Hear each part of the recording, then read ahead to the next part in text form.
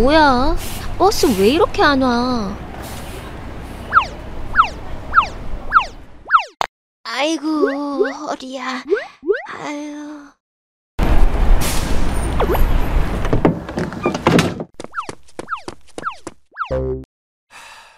할머니, 타실 거예요? 안 타실 거예요? 아, 뭐야, 시끄럽게. 아니, 그게 내가 다리가 아파서. 아니, 할머니. 그건 할머니 사정이고. 지금 젊은 사람들 다 바쁘게 출근하는데 뭐 하러 나와가지고 귀를 막고 난리야, 어? 아, 진짜 아침부터 재수가 없으려니까. 아, 저리 비켜!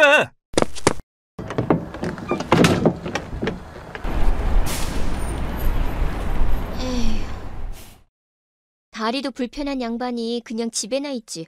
뭐하러 나와서 고생이람?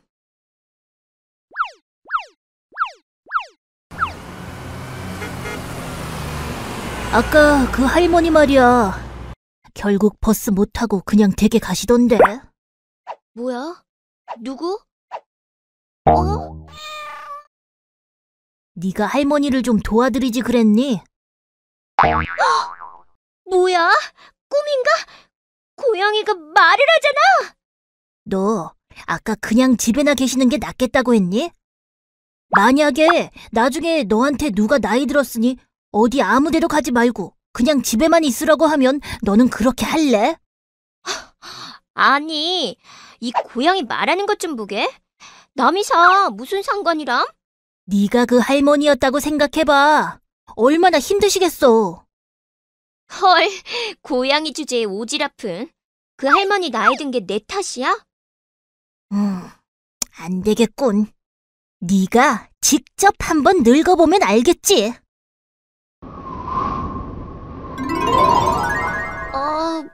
뭐야? 이 쎄한 기분은? 이게 뭐야? 왜 아까 그 할머니가 여기 보여? 어떡해. 빨리 내 모습 돌려내. 너 하는 거 봐서.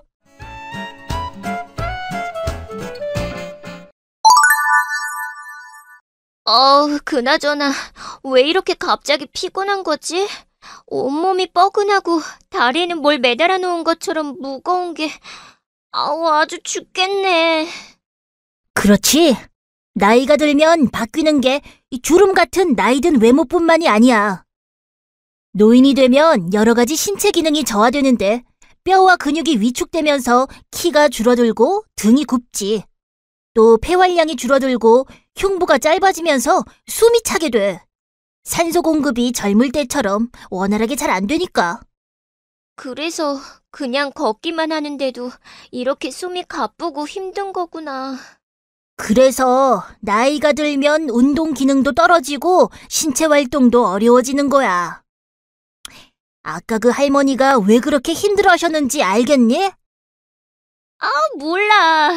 지금 그냥 서 있는 것만 해도 죽을 것 같아. 그렇다고 밖에 안 나오고 집에만 있기에는 너무 우울할 것 같고. 아까는 내 알 바 아니라더니. 이제 조금씩 노인을 이해하기 시작한 건가? 그게 나랑 무슨 상관이야? 내가 노인도 아닌데 왜 노인을 이해해야 하냐고. 왜 상관이 없어? 너는 요즘 고령화 문제에 대해 못 들어봤니? 고령화? 모두 오래 살면 좋은 거 아냐? 노인이 늘어나는 게 뭐가 문제라는 거야? 단순히 노인이 늘어나서 문제가 생겼다고 말하기는 어렵고, 일단 문제를 이해하려면 인구 구조 변화의 문제를 이해할 필요가 있어. 먼저 일반적으로 65세 이상을 노인이라고 규정하고 있는데 1960년에는 전체 인구의 3%도 안 되던 65세 이상 노인 인구가 2000년에는 7.2%로 높아졌고 2019년 현재는 65세 이상 인구가 전체 인구의 14.9%까지 높아졌어. 65세 인구가 전체 인구의 7%를 넘으면 고령화 사회, 14%를 넘으면 고령 사회, 그리고 20%를 넘으면 초고령화 사회라고 하는데 우리나라는 이미 2000년에 고령화 사회에 진입했고 2017년을 넘어서면서 고령 사회에 진입했어. 그리고 2025년이 되면 초고령 사회에 진입할 것으로 예측되는 상황이야. 고령화 사회에서 고령 사회로 가는데 17년, 다시 초고령화 사회로 가는데 불과 8년이라니 엄청 빠른 거 아니야? 맞아. 독일, 이탈리아, 프랑스 같은 선진국들은 이미 초고령화 사회에 진입하긴 했지만 우리나라만큼 빠르게 고령화가 이루어지지는 않았어. 가까운 일본은 1994년 고령 사회에 진입한 후 12년 만인 2006년에 초고령화 사회에 진입했는데 우리는 현재 8년 이내에 초고령화 사회에 들어설 예정이니 엄청 빠른 속도지? 근데 이게 끝이 아니라는 거. 2040년이 되면 65세 이상 노인 인구가 전 인구의 32.8%를 차지하게 되고 2065년이면 무려 42.5%가 될 것으로 예측되고 있거든. 뭐? 42.5%? 우리나라 인구의 거의 절반이 노인이 된다는 거야? 그런 셈인 거지. 게다가 최근 저출산이 계속되면서 이 속도는 점점 더 빨라지고 있어. 노인들은 늘어나는데 새로 태어나는 아이들은 별로 없다면 우리나라 인구가 전체적으로 줄어든다는 거잖아. 그렇지. 그리고 은퇴한 노령 세대에 대한 사회적인 부양비 문제도 생기게 되지. 노인들을 위한 건강보험이나 노령연금 같은 것을 말하는 거야? 그렇지.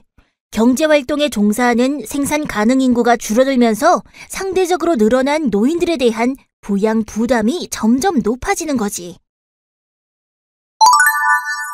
부양비라는 건 생산 가능 인구 100명당 부양 인구의 수를 나타낸 건데 자료를 보면 1997년 정도만 해도 태어나는 아이들이 많아서 유소년 부양비가 높고 노년 부양비는 훨씬 낮았지만 고령 사회로 진입한 2017년부터는 노년 부양비와 유소년 부양비가 서로 역전됐어.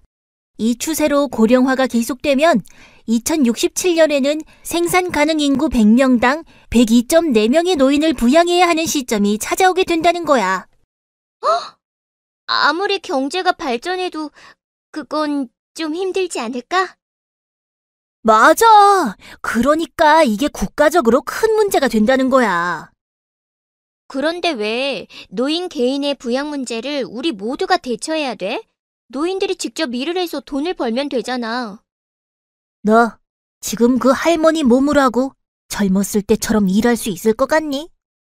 뭐 좀 힘들긴 하겠지만 그래도 수명이 예전보다 더 늘어났으니까 더 오래 일할 수 있는 건 사실이잖아. 그렇긴 하지만 그게 또 그렇게 쉬운 일만은 아니야. 55에서 79세 고령자 중 장래에 일하기를 원하는 비율은 2018년 기준으로 64.1%에 달하고 점점 증가하는 추세이고 이들 중 59.0%는 생계를 위해서 취업을 원하고 있지만 실제로 이들 중 고용된 비율은 기대에 많이 미치지 못하고 있어. 그렇구나.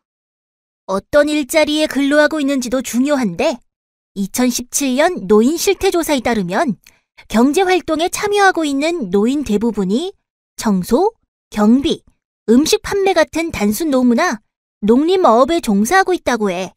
그나마도 경제활동을 지속하기 어려워 그만두고 있는 실정이라고 해.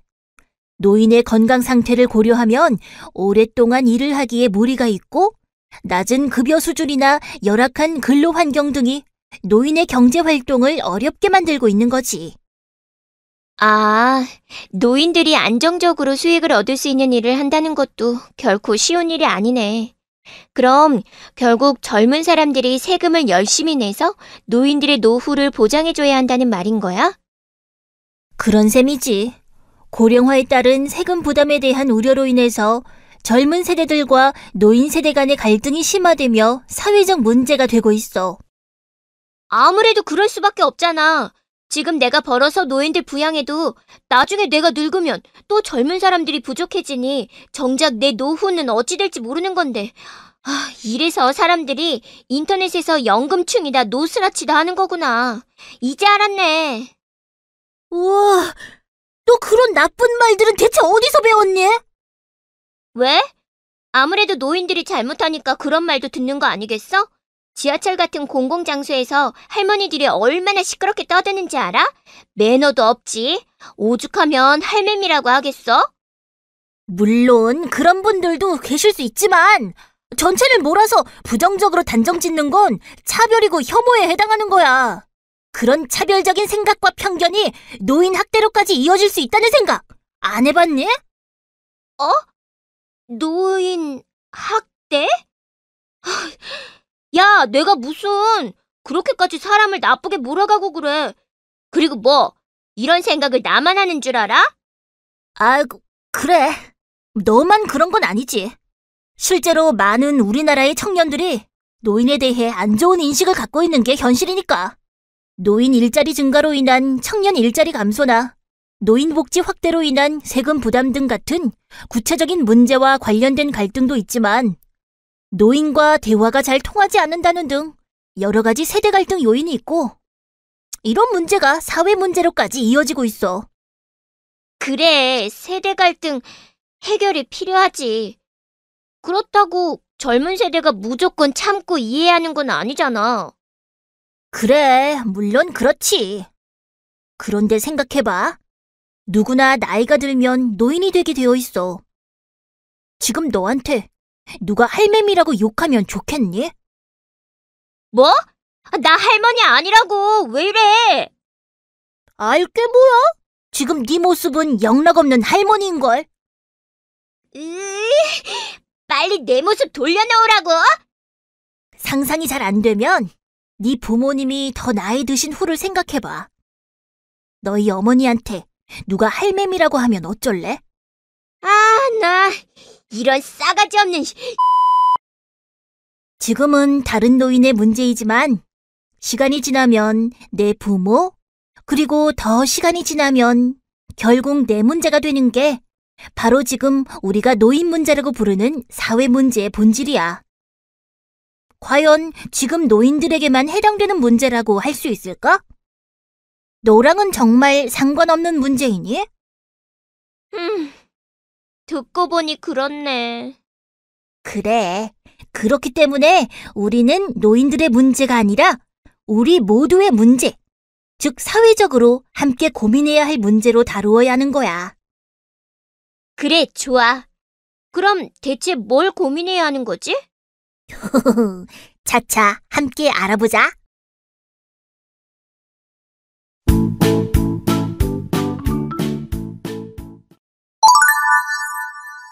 아리야, 너는 노인하면 어떤 이미지가 떠오르니? 내가 할머니 모습을 하고 말하는 게 좀 이상하지만 솔직히 별로 긍정적인 단어들은 떠오르지는 않는 것 같아.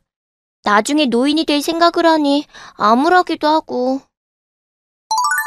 사실 너만 그런 게 아니라 우리나라의 많은 사람들이 노인에 대해 긍정적인 이미지를 갖고 있지 않은 것이 현실이야. 솔직히 그동안 노인을 공경해야 한다고 배우긴 했지만 나이 들면 뭐든 나빠지기만 하고 좋은 게 별로 없잖아? 노인에 대해 긍정적인 인식을 가질 만한 게 있을까? 그럼 우리가 가지고 있는 노인에 대한 편견이나 오해에 대해 함께 이야기해보자. 여기 빈칸에 들어갈 말을 한번 생각해봐. 어떤 것이 떠오르니? 무능력하다? 노인이 되면 새로운 것을 빠르게 배우기도 어렵고 어떤 일을 한다는 것 자체가 힘들 것 같은데? 노인이 되면 신체 기능이 젊을 때에 비해서 떨어지는 건 사실이지만 노인이 되면 지적 능력이 떨어진다, 무언가 배우기 어렵다라고 생각하는 건 일종의 편견이야. 어째서? 나이 들면 건망증도 심해지고 기억력이 떨어지는 건 사실이잖아? 치매라는 병도 주로 노인들이 앓는 질병이고. 아무래도 노인이 되면 단기 기억력이 감퇴되고 최근에 일어난 일을 상대적으로 잘 기억하지 못하는 경향이 커지지만 지적 능력이라는 것은 단지 기억력만을 이야기하는 것이 아니거든. 학습 능력이나 사고력이나 문제 해결 능력은 연령이 증가한다고 해서 떨어지는 것이 아니고 개인의 교육 수준이나 훈련 여부에 따라서 더 큰 영향을 받는다고 해. 나이가 들어서도 지속적으로 노력하면 지적 능력을 유지할 수가 있다는 거지. 그런데 말이야, 나이 드신 분들이 새로운 것을 배우기 어려운 건 사실이잖아? 아무래도 새로운 것을 짧은 시간 안에 외우거나 하는 일은 어렵지만 충분한 시간과 학습 동기만 있다면 젊은 사람들 못지않게 높은 성과를 낼 수도 있다고 해. 아, 노인들이 아무것도 할 수 없다는 생각은 정말 잘못된 생각이었구나. 노인들에 대해 갖고 있는 오해나 편견, 또 어떤 게 있을까? 고집불통이다? 무슨 말을 하려고 해도 들으려고 하지 않는 걸 보면 말이 정말 안 통한다는 생각이 들어. 또 나이 어린 사람들을 가르치려고 하는 걸 보면 권위적이라는 생각도 들고. 노인이 되면 아무래도 새로운 것을 시도하기 두려워하고 과거의 방식을 고수하려는 심리적 경향이 생기는 건 사실이야. 아무래도 신체적인 기능이 저하되다 보니까 사고나 행동을 하는데 조심스러워지는 거지. 그저 새로운 변화를 받아들이는데 어려움을 느끼는 경향이 있다는 것뿐이지 노인들이 모두 자기만 옳다고 주장하고 다른 사람을 무시한다는 건 아니야. 하긴 고집불통인 사람들은 젊은 사람들 중에도 있으니까. 맞아. 2018년에 이루어진 한 설문조사 결과를 보면 사람들은 20대 중에도 소위 꼰대라고 불리는 권위적이고 고집불통인 사람들이 있다고 생각하고 있어. 나이가 문제가 아니라 권위적이고 강한 형식을 따지는 사람이 문제이지 노인들이 다 그런 건 아니라는 말이구나. 그렇지. 그럼 이건 어때? 노인들은 모두 무례하다. 이건 정말 편견이 아니라 내가 직접 경험한 팩트야, 팩트. 지하철에서 다른 사람들 생각은 안 하고 큰 소리로 대화하는 경우도 많고 사람들을 막 밀치고 다니는 일도 아주 흔하다고. 그건 말이야. 사실 이유가 있어. 일단 노화가 이루어지면 점차 소리의 높낮이와 강도에 대한 감지 능력이 떨어지고 소리가 작고 울리면서 들리기 때문에 작은 소리로 말하기가 어려워지게 되는 거야. 아, 그래서 시끄러운 장소가 아닌 곳에서도 큰 소리로 말을 하시는 거구나. 그럼 사람들을 막 밀치고 다니는 건? 그건 왜 그런 건데? 그것도 노화에 따른 시각 능력 약화 때문이야. 동공 조절 능력이 감소되고 시야가 축소되면서 시야 밖에 있는 것들을 감지하기가 어려워지거든. 그리고 생각해봐. 지하철에서 내리거나 탈 때 일정 시간이 지나면 문이 닫혀버리잖아. 노인들은 젊은 사람들처럼 빠르게 내리거나 타기가 어려운데 그 짧은 시간 안에 빨리 움직여야 하니 얼마나 마음이 급하시겠니. 아, 그런 이유가 있는 줄은 몰랐네. 앞으로 노인분들이 자꾸 밀친다고 불평하기 전에 먼저 내리실 수 있게 배려해드려야겠구나. 좋아. 이제 노인에 대해 갖고 있던 오해도 풀었으니 노인들이 당면한 현실적 문제에 대해 좀 더 이야기를 해보자. 어떤 것들이 노인들을 힘들게 할까? 글쎄, 신체적 질환이나 경제적인 어려움 같은 문제도 있겠지만 가장 큰 건 외로움이 아닐까? 아무래도 나이가 들면 일을 그만두게 되면서 사회적인 활동도 줄어들고 배우자와 사별하는 경우도 생기게 될 수 있잖아. 그렇다고 요새 자녀들이 부모를 모시는 분위기도 아니고. 맞아. 실제로 조사 결과를 봐도 자녀와 동거를 하는 노인이나 노인 부부가 함께 사는 세대보다 노인 혼자 사는 독거 가구의 경우에 우울 증상이 더 높은 것으로 나타나고 있어. 배우자가 있는 경우보다 배우자가 없는 경우 더 우울 증상 비율이 높게 나타나고 있고. 우울증? 그거 되게 무서운 거 아니야? 우울증 때문에 극단적인 선택을 하는 사람도 있다던데. 뉴스에서 우리나라 노인 자살 인구가 OECD 국가 중에서 가장 높다고 들은 것 같은데 이런 문제 때문인 건가? 우리나라 노인 자살률이 높은 이유는 경제적 빈곤 문제부터 건강 문제 등 여러 가지 이유가 있기 때문에 단언해서 말하기는 어렵긴 하지만 외로움이라는 문제를 따로 떼어 생각하긴 어려울 것 같아. 2017년 조사에 의하면 자살을 생각해 본 적이 있다는 노인이 6.7%인데 이 중에서 12.4%는 외로움 때문에 자살을 생각했다고 대답했거든. 부부, 자녀, 친구와의 갈등 및 단절, 가족이나 친구 등 가까운 사람들의 사망과 같은 문제도 모두 외로움과 관련이 있다는 것을 생각하면 관련이 없다고 보기 어려울 것 같은데? 아무래도 혼자가 되면 경제적, 사회적, 정서적으로 고립되면서 여러 문제가 복합적으로 발생할 수 있잖아. 그렇지. 결국 노인들의 외로움이라는 문제를 우리가 단순히 개인적인 감정의 문제로 치부할 게 아니라 사회적 문제로 고민해 볼 필요가 있다는 의미인 거지. 그렇구나. 그동안 어르신들이 공원 같은 데 삼삼오오 모여 계신 걸 보면 그냥 이상하다고만 생각했었는데 나름대로는 사회적 관계를 통해서 외로움에서 벗어나 보려고 하시는 거라고 생각하지는 못했어. 노인의 외로움을 더욱 가중시키고 노인을 힘들게 하는 문제는 바로 차별과 혐오의 문제야. 아까 우리가 이야기한 틀딱이니 할매미니 하는 혐오를 부추기는 신조어는 물론이고 노인이 오면 장사가 안 된다느니 집에나 있으라는 등 여러 가지 차별적인 생각과 표현들이 만연해 있는 게 현실이야.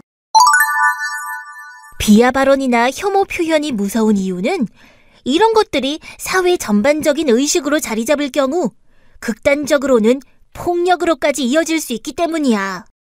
노인들은 몸이 불편하고 무기력하다 라는 고정관념이 노인들의 활동에 제약으로 작용하고 결국 사회적, 경제적인 배제와 노인 학대에까지 영향을 미칠 수 있다는 거지.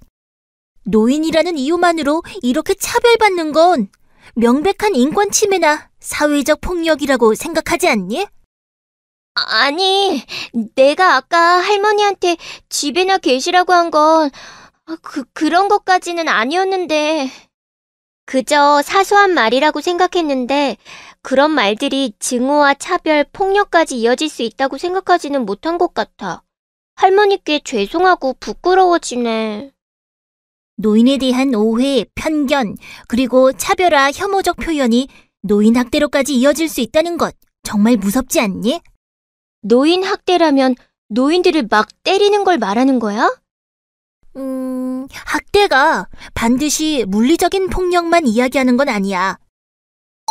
노인에게 위해를 가하는 모든 행위는 노인 학대에 해당해. 신체적인 폭력 외에도 정신적 폭력, 정서적 폭력, 성적 폭력까지를 모두 포함해. 경제적 착취나 가혹행위를 하는 것, 유기 또는 방임을 하는 것도 모두 노인학대라고 할 수 있지. 우리나라 노인학대 현황을 보면 문제는 이건 노인학대로 신고되어 노인학대로 판정된 수를 집계한 것이기 때문에 신고되지 않은 노인학대가 얼마나 되는지는 알 수 없는 실정이야. 신고되지 않은 노인학대가 더 많을 수 있다는 거야?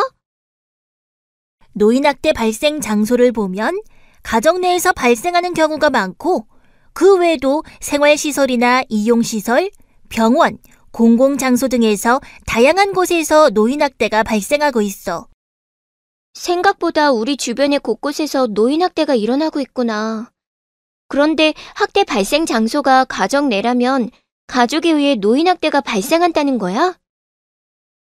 전체 노인학대 행위자 유형을 살펴봐도 78%가 배우자나 아들, 며느리, 딸과 같은 친족인 경우가 대부분이야. 뭐? 다른 사람도 아니고 자녀와 배우자에 의한 학대가 가장 많은 수를 차지한다니 너무 충격적이다. 실제 사례를 보면 학대를 당하더라도 내 자식이라서 집안일이라 알려지는 게 창피하다. 그냥 나만 참으면 집안이 조용해진다고 생각하고 신고하지 않은 분들이 꽤 된다고 해. 이렇게 은폐되는 사례까지 고려한다면 노인학대가 훨씬 더 많이 발생하고 있을 가능성이 높은 거지.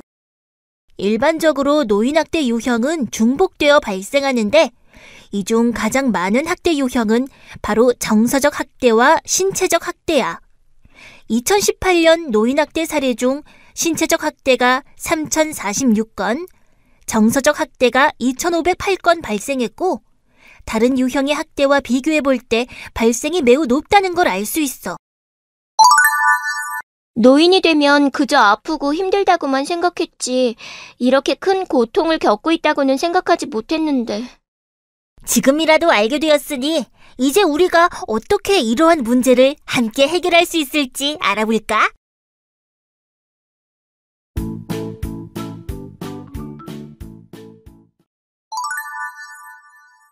우리 주변에 학대받는 노인이 없도록 하기 위해서 여러 가지 노력이 필요하겠지만 말이야. 만약에 주변에서 학대받는 노인을 발견했다면 어떻게 해야 할까? 글쎄. 일단 112나 119에 신고해야 하지 않을까? 오, 내가 알려주려던 정답은 아니지만 그것도 맞네. 만약 학대받는 노인이 부상이 있거나 위험한 상황에 노출되어 있다면 학대 상담이나 이런 것보다 피해 노인의 안전을 확보하는 게 먼저니까 그럴 경우에는 당연히 바로 112나 119에 신고해야지. 아, 그렇네. 역시 신고보다 중요한 건 어르신을 안전하게 보호하는 게 우선이니까. 그런 말이야. 당장 위험에 노출되어 있는 위급한 상황이 아니긴 한데 확실한지는 잘 모르겠지만 학대가 의심되는 상황이라면 그럴 땐 어떻게 해야 하는 거야? 그럴 땐 노인학대 문제를 전문적으로 다루는 기관에 연락하는 것이 좋지. 바로 1577-1389 빨리 구해주세요라는 번호야.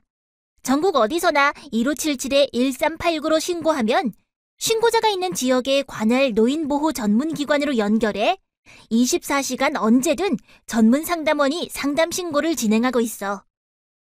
그런데 꼭 전화로만 신고해야 해? 왠지 너무 떨려서 생각도 잘 안 나고 말도 잘 못할 것 같은데. 온라인 신고도 가능해. 노인보호 전문기관의 홈페이지나 이메일을 통해 온라인으로 신고할 수도 있어.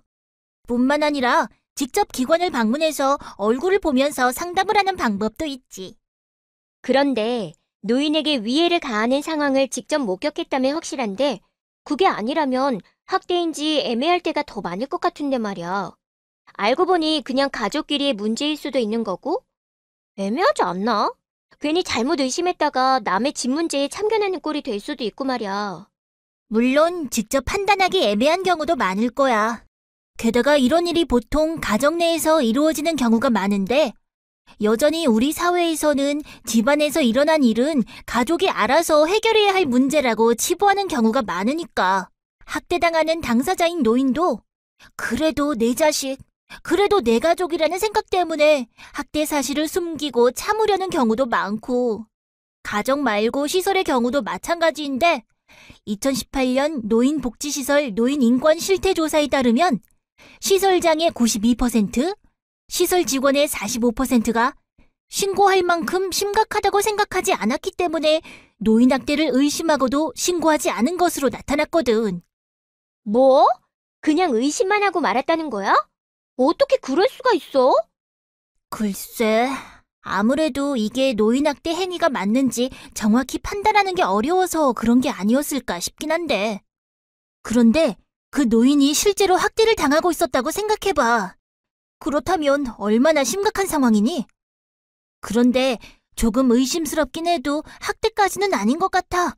이런 개인적인 판단으로 노인학대 의심 상황을 신고를 하지 않는다면 결국 노인학대는 점점 더 은폐되고 장기화되고 말겠지.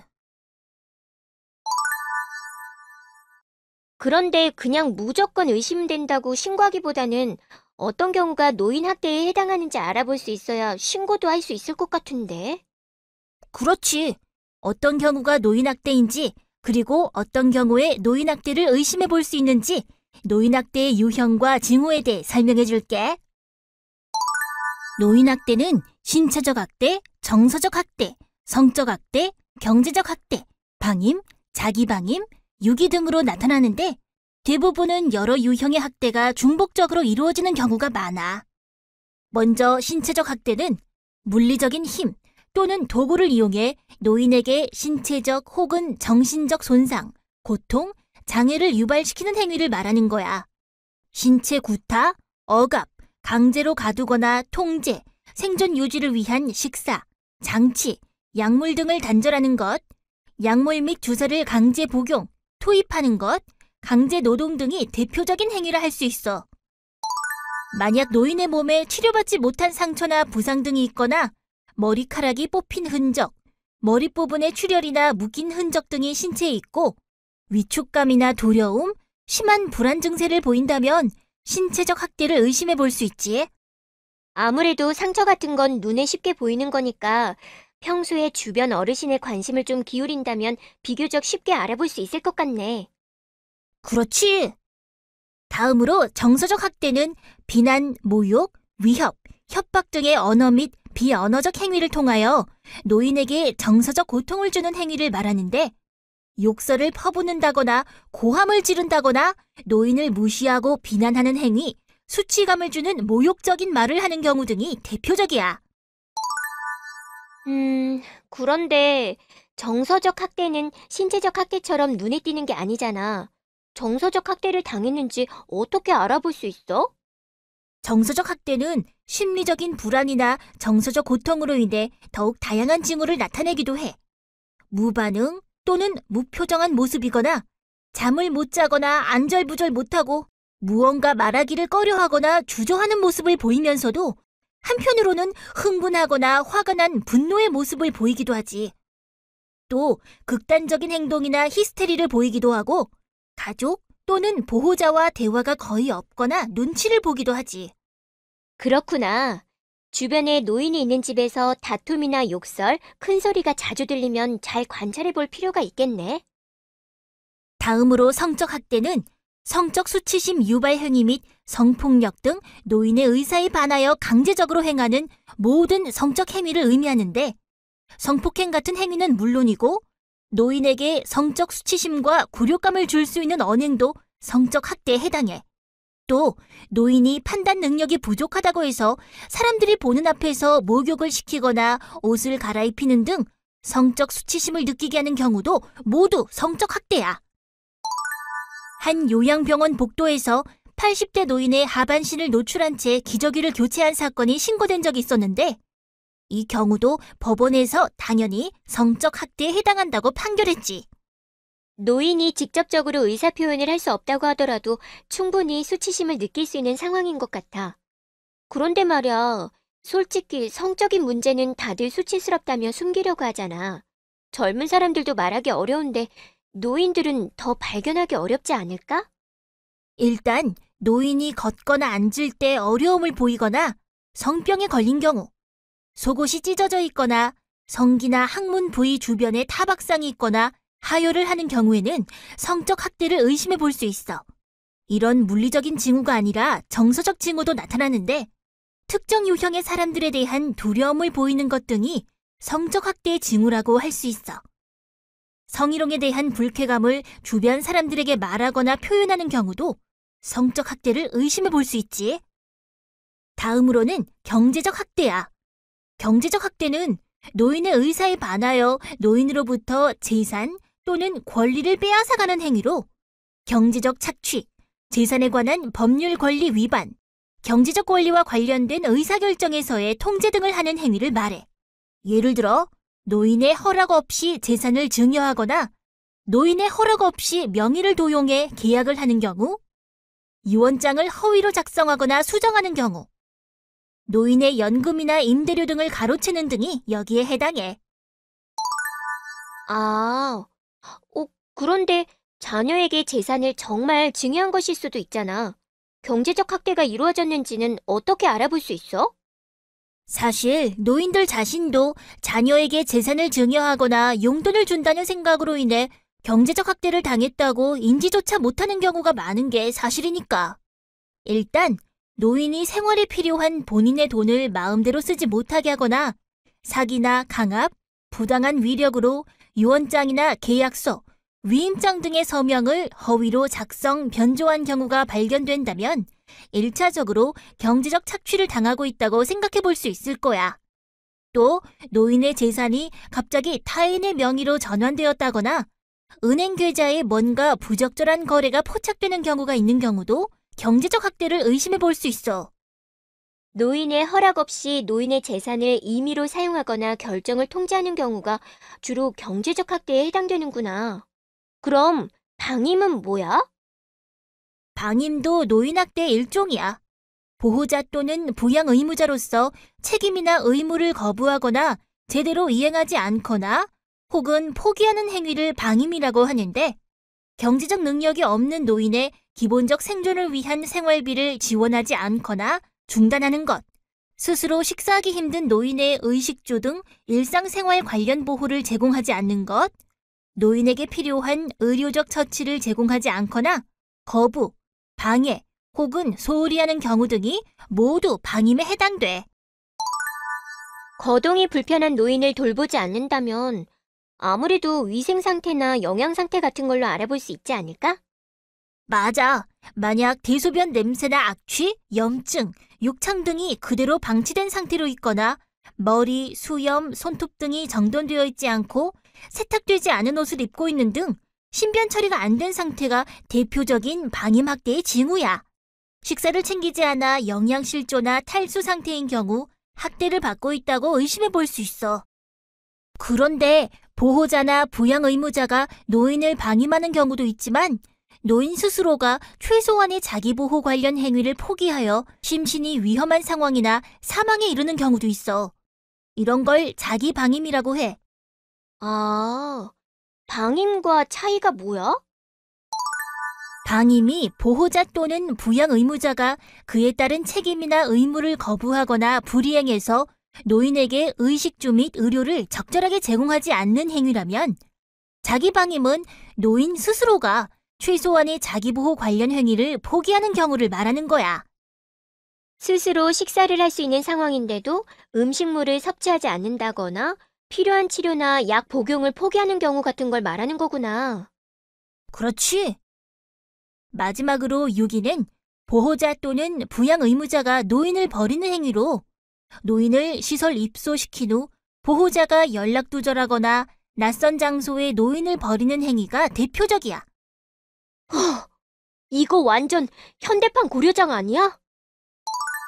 6위의 징후는 명확해. 노인이 낯선 장소에서 배회하고 있거나 자신의 주거지나 연락처를 알지 못하는 곳에 버려져 있는 경우, 가족 및 보호자가 노인과 왕래를 하지 않는 경우, 가족이나 보호자가 노인을 시설이나 병원 등에 입소시켜 연락이 두절되는 경우 등이 6위의 대표적 예측 징후라고 할 수 있어. 설명을 듣고 나니 주변의 노인분들 중 학대를 당하시는 분이 혹시 계시지 않는지 잘 살펴봐야겠다는 생각이 더 많이 드는 것 같아. 내가 조금만 관심을 가지고 한 번 더 의심해 본다면 학대를 당하고 있을지도 모르는 그분들을 구할 수 있는 거잖아. 그렇지. 그렇게 주변에 관심을 갖는 것부터가 바로 노인 학대를 예방하는 첫걸음이라고 할 수 있지. 그런데 말이야, 노인 학대를 발견했거나 의심돼서 신고하면 노인 보호 전문기관에서는 구체적으로 어떻게 노인들을 도와주는 거야?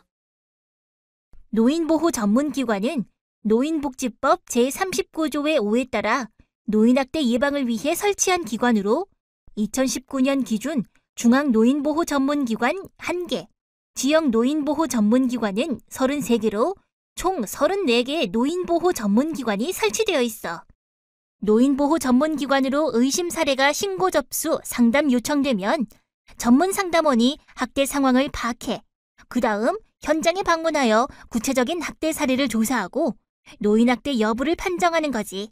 사례 판정 후에는 학대 피해 노인 또는 학대 행위자와 그 가족을 위한 사회 서비스를 비롯해 학대 노인 전용 쉼터를 연계하거나 지정 양로시설 연계, 상담 및 치료 서비스 등을 제공해. 이런 절차가 모두 마무리되면 사례를 종결하게 되는데, 사례가 종결된 이후에도 지속적인 사후 관리를 통해 학대가 재발되지 않도록 관리를 실시하지.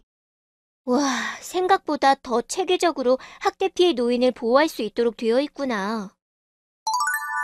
그런데 학대 피해 노인 전용 쉼터라는 게 뭐야? 양로원 같은 거야?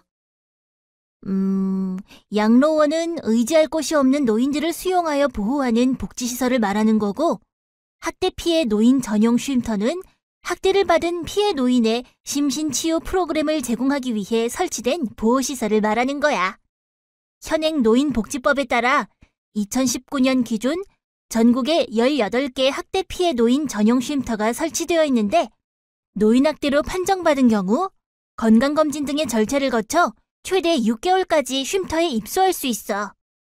학대 피해 노인을 긴급 보호하기 위해 의식주를 포함한 쉼터 생활을 지원하는 것은 물론이고, 학대로 인한 심신치료를 위한 의료비를 지원하거나 전문적인 상담 프로그램을 지원하기도 하고, 법률 서비스와 같은 여러 가지 복지 프로그램을 연결하는 등의 서비스를 제공하고 있지. 그런데 만약에 쉼터 보호 이후에 원 가정으로 복귀가 어려운 경우엔 어떻게 해? 가족들이 버려서 갈 곳이 없는 경우라거나. 그런 경우엔 학대 피해 노인 보호 지정 양로시설에 입소할 수 있도록 지방자치단체와 양로시설 간 협의를 통해 시설 입소도 연계되고 있지.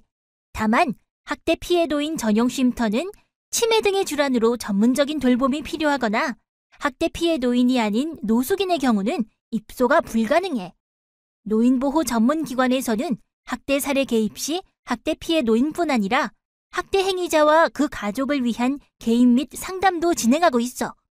학대 행위자의 학대 유발 요인을 파악하고 이를 감소하거나 제거하기 위해 다양한 서비스를 연계하고 있지.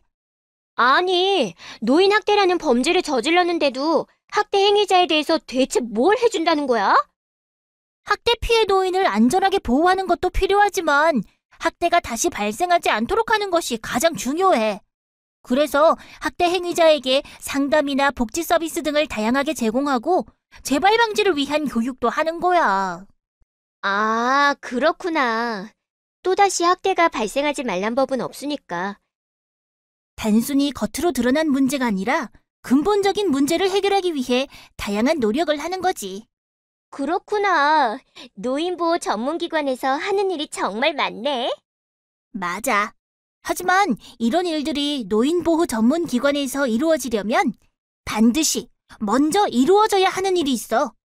그게 뭔데? 바로 노인 학대 신고. 주변에 학대받는 노인이 있는데도 신고가 이루어지지 않아 발견되지 않는다면 아무리 좋은 서비스가 있어도 소용없을 테니까 말이야. 결국 우리 모두의 관심이 필요하다. 이 이야기로구나. 그렇지.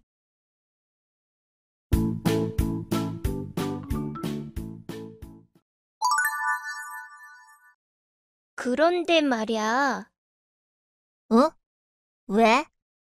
나 이제 좀 내 모습으로 돌려주지 않을래?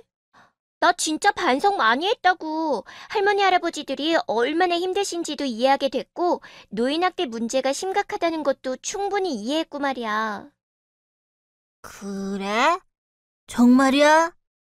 그래, 내가 뭐 노인학대에 대해서 잠깐 배웠다고 뭐 전문가가 되는 건 아니지만, 적어도 노인학대 문제를 봤을 때 모른 척해서는 안 된다는 것도 알게 되었지. 좋아. 그럼 퀴즈를 하나 맞추면 원래 모습으로 돌려주지. 갑자기 퀴즈? 노인학대 신고 번호는?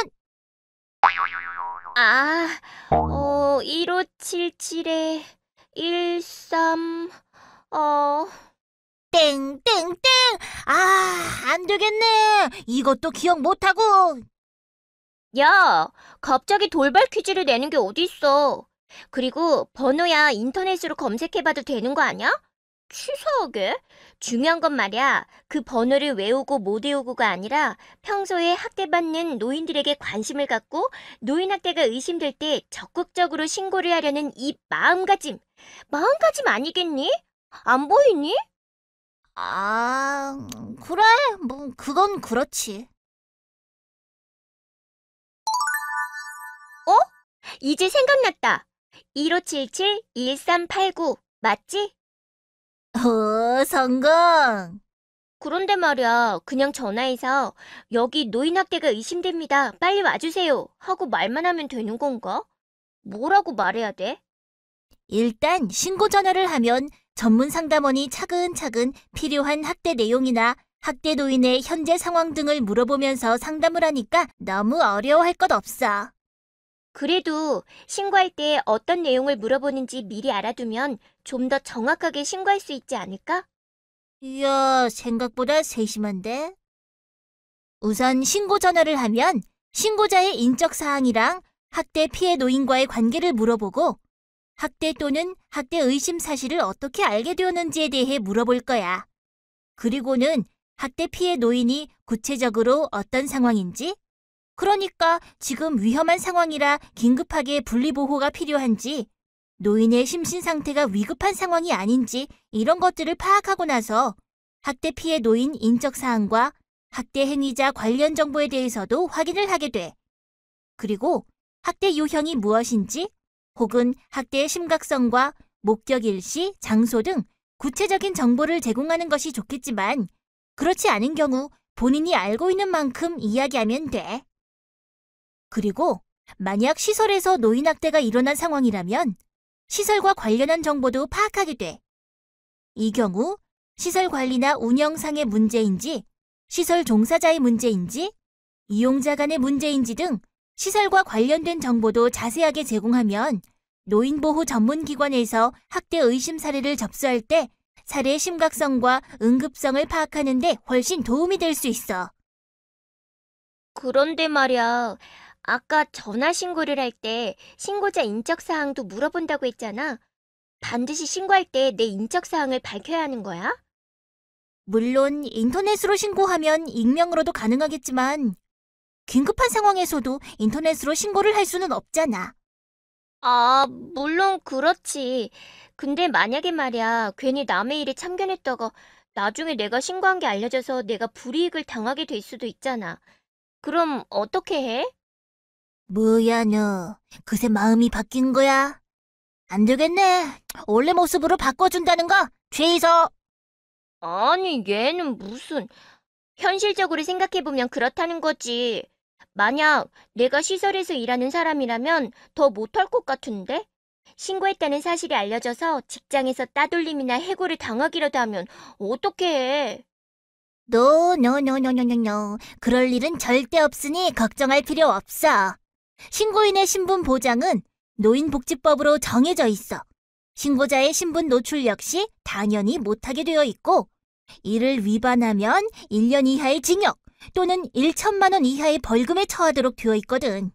뿐만 아니라 공익신고자 보호법 제12조를 통해서도 신고자의 인적사항이나 그가 공익신고자임을 미루어 알 수 있는 사실을 타인에게 알려주거나 공개 또는 보도할 수 없도록 하고 있어.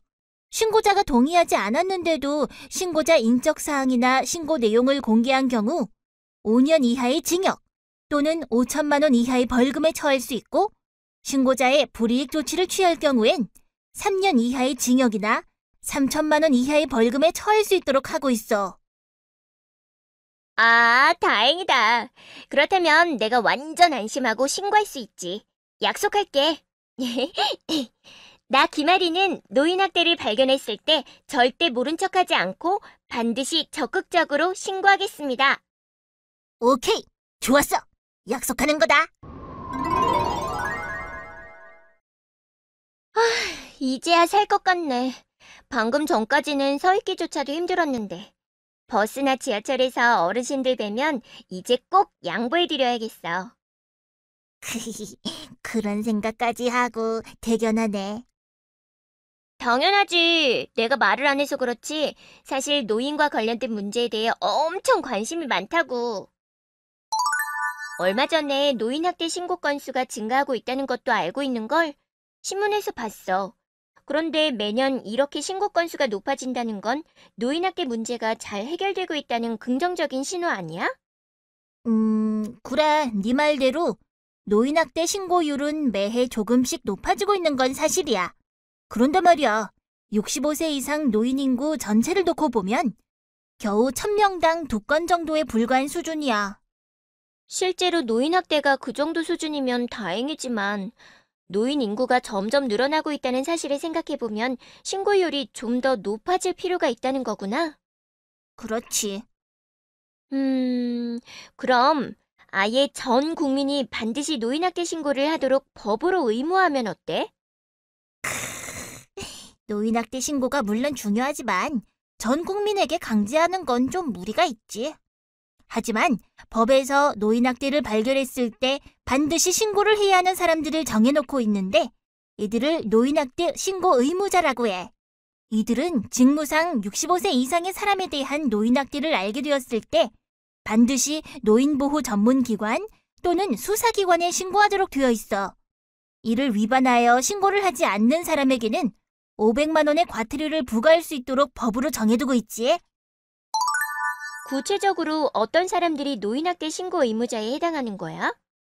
일단 의료인이나 의료기관의 장, 방문 요양과 돌봄, 안전 확인 등과 관련한 서비스 종사자, 노인복지시설의 장 및 종사자, 노인복지 상담원과 같이 노인들에 대해 의료나 복지 서비스를 직접 제공하는 시설에 근무하는 경우 노인학대 신고 의무 종사자에 해당해. 또 장애인 복지시설에서 장애 노인에 대해 상담이나 치료, 훈련, 요양 업무를 수행하는 사람은 물론이고 가정폭력 관련 상담소나 보호시설, 사회복지 전담 공무원과 사회복지기관의 장과 종사자 역시 노인학대 신고 의무 종사자에 해당해. 와, 상당히 다양한 직종의 사람들이 노인학대 신고 의무자로 지정되어 있구나. 아직 끝 아닌데. 불황자 및 노숙인 보호를 위한 시설이나 장기 요양기관 및 재가 장기 요양기관, 건강가정지원센터, 다문화가족지원센터, 성폭력 피해 상담소 및 성폭력 피해자 보호시설의 장과 종사자도 노인학대 신고 의무자야. 그 밖에도 119 구급대 구급대원과 응급구조사, 의료기사, 국민건강보험공단 소속 요양직원도 노인학대 신고 의무자에 해당하고 지역보건의료기관의 장과 종사자도 노인복지시설 설치 및 관리 업무 담당 공무원도 노인학대 신고 의무자야. 엄청 많아서 다 기억은 못하겠지만 확실히 노인들 가까이에서 노인을 케어하는 직종의 사람들이 주로 노인학대 신고 의무 종사자로 지정되어 있는 것 같네. 이런 분들은 아무래도 어르신들을 자주 보고 노인에 대해서도 잘 이해하고 있을 테니까 노인학대를 발견하기 더 쉽겠지? 그렇지. 특히 노인복지시설 종사자나 사회복지관 등에서 종사하고 있는 신고 의무자 직군은 어르신들과 자주 만나고 친밀한 신뢰관계를 형성할 수 있는 특징이 있기 때문에 학대를 당해 위축된 노인들이 신고 의무자들을 믿고 도움을 요청할 수 있고 또 신고 의무자들이 어르신들의 신체적, 심리적 변화 등을 빠르게 발견할 수 있다는 장점도 있어. 오, 그렇구나. 사실 이분들이 일반인보다 훨씬 노인들에 대해서 잘 이해하고 가까이서 관찰할 수 있는 일종의 전문가들인 거잖아. 이런 분들이 나서서 노인학대를 막기 위해 앞장선다고 생각하니 왠지 멋진걸? 듣고 보니 정말 그렇네. 노인학대가 조기에 발견되어 신고되지 않으면 학대 피해는 점점 더 장기화되고 심각해질 수 있는데 신고 의무자들은 이를 예방하는 데 큰 도움을 줄 수 있어. 또 적극적으로 노인학대가 일어나지 않는지 살피고 적극적으로 신고를 하면 정말 많은 학대 피해 노인들을 구할 수 있겠지? 오, 이거 지금 완전 히어로 영화 같은 느낌이야. 멋져. 그런데 노인학대 신고 의무자라고 하니까 굉장히 딱딱한 느낌이 드는 것 같아. 그리고 신고하는 사람인데 의무자라는 말까지 붙이니 굉장히 부담스럽게 느껴지기도 하고, 좀 더 멋진 이름으로 불러주면 어떨까? 이분들을 부르는 멋있는 이름이 이미 있지? 오, 그래? 이미 이름이 있단 말이야? 아이, 뭔데? 뭔데? 바로 아리, 나비. 아리, 나비? 어? 뭐야? 너랑 내 이름을 합친 거잖아. 뭐, 이게 우연인진 잘 모르겠지만 그렇네? 이름 예쁘지 않니? 응, 뭔가 친근하고 따뜻하고 희망적인 그런 느낌인데? 근데 아리나비가 무슨 뜻이야? 아리나비는 파이팅을 의미하는 순우리말인 아리아리와 나비의 합성어야. 나비는 희망을 뜻하는 대표적인 상징물이잖아. 노인학대에서 벗어나 존중받는 삶을 살아가고자 하는 희망을 의미하는 거지. 그리고 아리아리는 길이 보이지 않아도 나아가며 그래도 길이 없으면 만들어서라도 나아간다라는 의미를 갖고 있어. 길이 보이지 않아도 힘차게 희망을 향해 나아간다니. 멋진데? 전국의 노인학대 신고 의무자들은 2018년 기준으로 약 14만 명 정도로 추산되고 있는데 중앙노인보호전문기관에서는 이들과 함께 노인학대 예방에 앞장서기 위한 공익 캠페인을 하고 있어. 나비새김이라는 이름의 이 캠페인은 도움이 필요한 어르신을 잊지 않고 마음속 깊이 새기자는 의미를 담고 있지. 와, 나비새김이라니. 이름 예쁜데? 캠페인 로고도 나비 모양이네. 근데 왜 나비 날개가 반쪽밖에 없는 것처럼 보이지? 학대로 인해 희망을 가질 수 없었던 노인의 현실을 날지 못하고 지쳐 앉아있는 나비의 모습으로 표현한 거야. 아, 그래서 날개를 접고 있는 거구나. 마음 아프네. 나비가 희망을 갖고 자유롭게 날 수 있으면 좋을 텐데. 우리가 학대로 고통받는 노인분들에게 좀 더 관심을 갖고 돕기 위해 노력한다면 그분들도 힘을 내고 다시 날아오를 수 있겠지? 나비새김의 진정한 의미가 바로 여기 있는 거야. 우리의 마음을 이어서 나비의 나머지 반쪽 날개를 채우는 것. 그러고 보니 나비가 아니라 하트 모양처럼 보이는 것 같기도 하고, 학대받은 노인들을 지켜주려는 따뜻한 마음을 표현한 걸까? 그런 의미로도 볼 수 있겠네. 나비새김을 상징하는 간단한 퍼포먼스도 있어.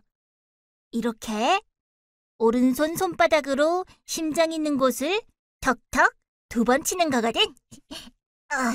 난 잘 안 되는군.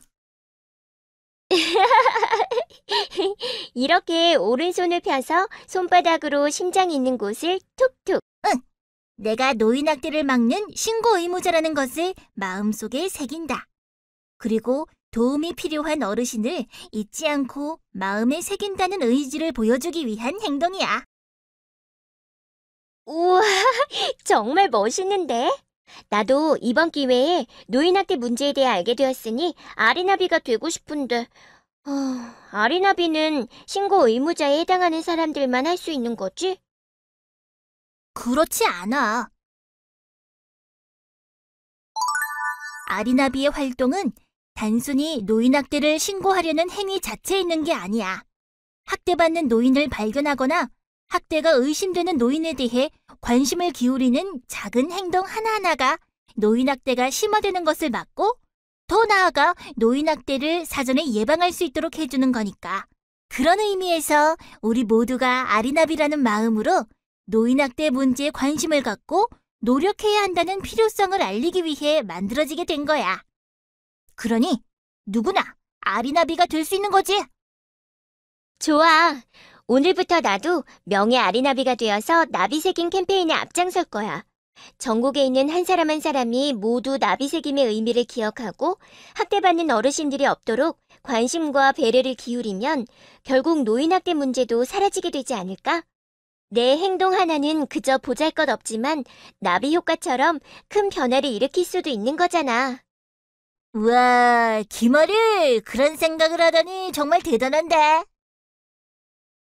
부끄럽기도 하고 많은 걸 배울 수 있었던 특별한 하루였던 것 같아. 그동안 내가 아무 생각 없이 했던 행동이나 말들이 노인을 차별하고 혐오하는 표현인지도 몰랐고, 주변에 이렇게 학대받고 힘들어하는 노인들이 있는지도 몰랐거든. 그냥 교과서에서 배우는 노인 공경 이런 게 아니라 내가 직접 노인이 되어보고 얼마나 힘든지 경험해보니까 정말 그냥 나이가 많아서가 아니라 사회적인 배려가 필요한 부분이 있다는 것도 알게 되었어. 이 모든 것을 알게 해주고 내가 더 좋은 사람이 될 수 있게 도와줘서 고마워. 넌 이미 따뜻하고 좋은 사람이야. 그런 의미에서 마지막으로 너랑 나, 아리랑 나비가 같이 나비새김을 기억하면서 마무리해볼까? 좋아. 아리, 나비, 우리 모두 주위에 학대받는 어르신들이 다시 희망의 날개를 펼칠 수 있도록 관심을 갖고 노력해보아요.